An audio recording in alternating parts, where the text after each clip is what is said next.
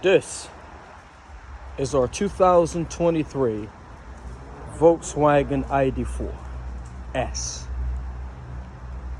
And this is the worst $48,000 we have ever spent on a car. And I'll tell you why next. I'm sitting in our 2023 VW ID4S, which we had since July 11th, 2023. I don't know what this car's talking, but anyway, let's ignore that for a moment. But anyway, we go to the MSRP, whatever the dealer paid for it, because they was trying to move these cars and everything. And as I said earlier, it is the worst $48,000 that we have ever spent on a car. And I'll tell you why. Well, supposedly the range is 209 miles. The car been back to the dealership at least 3 to 4 times for various issues. And one of the issues was that we were unaware of, and I should have done some research, but to make a long story short, we turned the heat way up and the car lost 41% of its battery capacity.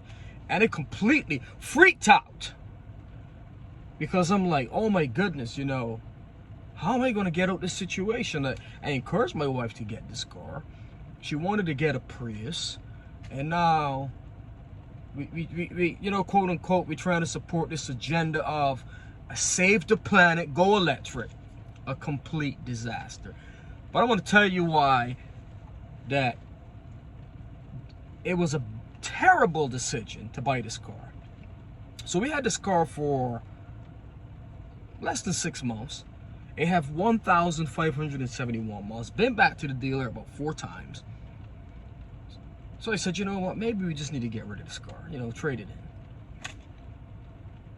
The car, the trade-in value is 29 grand. So, you figure. They talk about the Maserati Quattroporte is the king of depreciation. Are you kidding me? This is the king of depreciation, because in 6 months, this car lost almost 30% of its value. A complete disaster. So now it's like, how do I get myself out this deal? Should I give my wife $20,000 and say, you know what, bite the bullet, go get whatever you want? Well, she said she's going to stick with it. She's going to stick with it. So, if I want to visit my mother in New York and the battery's at full capacity and it's really cold, guess what? We can't turn the heat all the way up, because I don't think we would get there. For a car, MSRP plus taxes and dock fee was a little over $48,000. And they pushing this electric nonsense. Listen, you know what? I'll tell you something. It's a mistake that I'm gonna have to live with, but if my wife complains too much, the end result is I'm gonna have to bite the bullet and give her 20 grand to trade this car in and go get whatever she wants.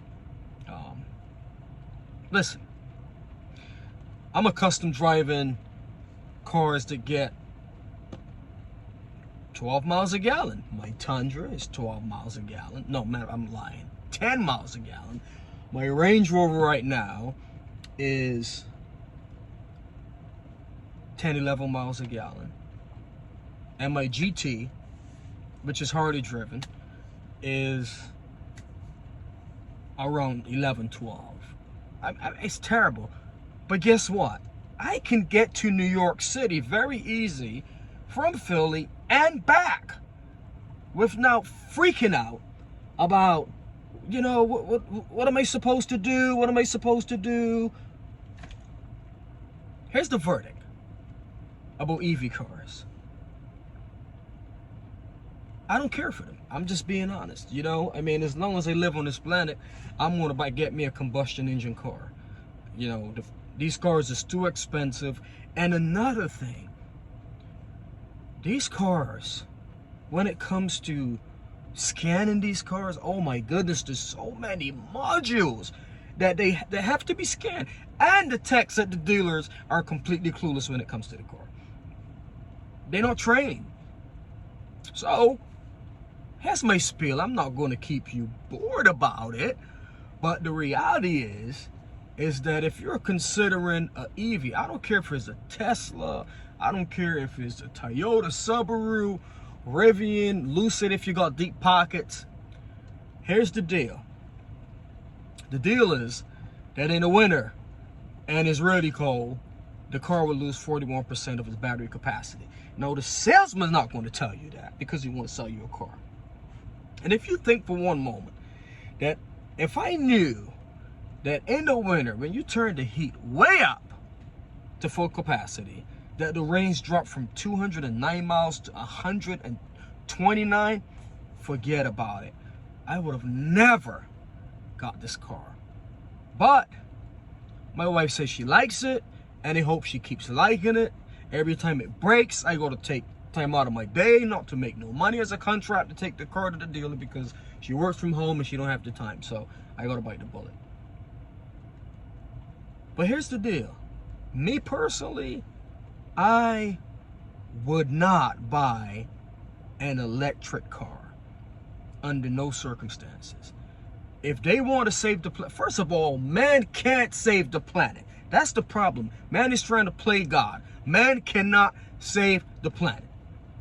We need combustion engines. So as long as there's airplanes in the sky, as long as there's boats, trucks, and all that, factories, the reality is I'm going to stick with combustion engines. Guys, and gals, thanks for watching the video. I know I've been complaining and going crazy, but you got to understand why. Because we spent 48 grand. Cars paid for. And it was an absolute disaster. What a mistake. What a mistake. Don't do it. Don't do it. Don't feed into save the planet. Man can't save the planet. Don't do it. You want a car that you know is going to get you from New York to Baltimore without any issues, without worrying about charging it up? Combustion engines. I'm going to stick with combustion engines for life. That's how I feel. Some of you may feel completely different, but it is what it is. I'm just telling you the truth. And the verdict is, the world is not ready for fully electric cars. Too expensive, not enough range. Techs is not certified to fix these cars, and when they break, you're going to have problems. And definitely, unless you have a Tesla, not enough chargers in this country. So to me, it's a disaster. It's a disaster. But again, if she wants out the deal, I gotta give her the 20 grand to make it even so she can go get a car. You know, so she'd be even at 48. It is what it is. Anyway, guys and gals, thanks for watching. This was Matt from I Love Cars. And if you know, please subscribe and always give me a thumbs up if you like the video and a thumbs down if you don't. Have a great weekend. Look forward to doing another video. Maybe I'll do a video of my hardly driven driveway queen, the Bentley GT next. Thanks for watching.